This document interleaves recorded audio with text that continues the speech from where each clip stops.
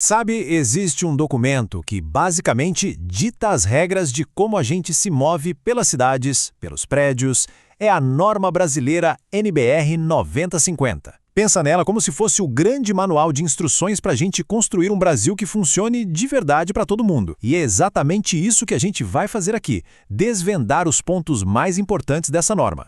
Mas antes de a gente mergulhar nos detalhes técnicos, vale uma reflexão. O que de fato faz um espaço ser público?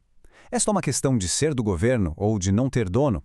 Ou será que é sobre a capacidade de cada pessoa, sem nenhuma exceção, poder usar aquele lugar com segurança e autonomia? Essa imagem aqui, ela diz tudo, né? Acessibilidade não é um favor, não é um extra, um luxo. É sobre garantir um direito básico, que é o de ir e vir para toda a imensa diversidade de pessoas que formam a nossa sociedade. É simples assim. Então, vamos lá. Esse aqui é o nosso roteiro de hoje. Primeiro, a gente vai entender o que é a norma. Depois, como ela foi pensada com base em pessoas de verdade. Aí, a gente entra nos números, nas medidas que fazem a inclusão acontecer na prática. Em seguida, vamos ver onde tudo isso se aplica e, para fechar, vamos refletir sobre o impacto que um bom design pode ter na vida das pessoas. Ok, vamos começar do começo. Afinal, o que é essa tal de NBR 9050? Pensa nela como uma referência técnica oficial. É o projeto, o mapa que detalha como a inclusão deve ser construída, sabe, literalmente tijolo por tijolo, em cada canto do Brasil. A definição formal, aquela de manual, é bem clara.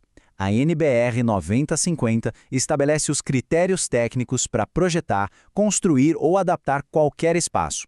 O objetivo é um só, mas ele é muito poderoso: garantir que qualquer pessoa, qualquer uma mesmo, consiga usar esses lugares com autonomia e segurança. E agora vem a parte que eu acho mais legal. Essa norma não é um monte de regra abstrata tirada da cabeça de alguém. Pelo contrário, ela é toda construída em cima de uma base muito, mas muito concreta: o corpo humano.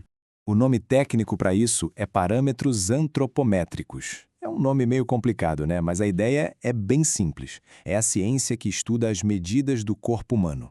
E são esses estudos que definem cada centímetro que está lá na norma, desde a altura de um corrimão até a largura de uma porta. E para quem exatamente a norma foi pensada? Ela foi projetada para incluir a grande maioria das pessoas. Para isso, ela usa como referência as medidas que vão desde os 5% da população, imagina uma mulher de estatura mais baixa, até os 95%, como um homem mais alto. Isso garante que o projeto não seria feito para uma pessoa média, que nem existe, mas sim para a diversidade de corpos que a gente vê na rua todo dia. Muito bem, agora vamos para os números. É aqui que a gente vai ver como aqueles estudos sobre o corpo humano se transformam em medidas concretas. São esses números que, na prática, fazem um espaço deixar de ser comum para se tornar um espaço realmente acessível. Primeiro número importante, 1,50 m. Mas por que exatamente essa medida? De onde ela saiu? Olha, esse número não é nem um pouco aleatório. 1,50 m é o diâmetro mínimo calculado tecnicamente para que uma pessoa numa cadeira de rodas consiga fazer um giro completo de 360 graus. Sem esse espaço num elevador, num banheiro, a pessoa simplesmente não consegue manobrar. A autonomia dela fica totalmente comprometida. Nosso próximo número essencial: 90 centímetros. 90 centímetros é a largura livre mínima para uma passagem segura. E atenção, isso não é só para cadeiras de rodas. Pensa em quem usa um andador ou duas bengalas. Essa medida é o que define se um corredor é uma rota que ajuda ou seria só mais um obstáculo. E para fechar essa parte dos números, uma dupla de medidas: 80 centímetros por 1,20 m. Esse espaço de 80 por 1,20 m é a área mínima necessária ao lado de um vaso sanitário para permitir que uma pessoa passe da cadeira de rodas para o vaso com segurança. Parece um detalhe técnico, né? Mas na vida real, isso significa dignidade. Significa independência para usar um banheiro sem precisar de ajuda. Certo, já entendemos os números-chave, mas onde exatamente tudo isso se aplica? Bom, a resposta é em praticamente todos os lugares. Dos mais óbvios que a gente imagina, até alguns que talvez surpreendam. E aqui tem um ponto bem interessante. Em uma construção nova, não tem discussão. A NBR 9050 tem que ser aplicada do começo ao fim. Mas em um prédio histórico, um bem tombado, aí a norma é mais flexível. As adaptações precisam acontecer, claro, mas de um jeito que não destrua as características do patrimônio. É preciso buscar um equilíbrio inteligente entre preservar história e incluir as pessoas. E olha só como o alcance da norma vai muito além dos prédios. Ela se aplica ao mobiliário da cidade, lixeiras, telefones. Também se aplica a pontos de ônibus, balcões de atendimento, bebedouros e, claro, as calçadas.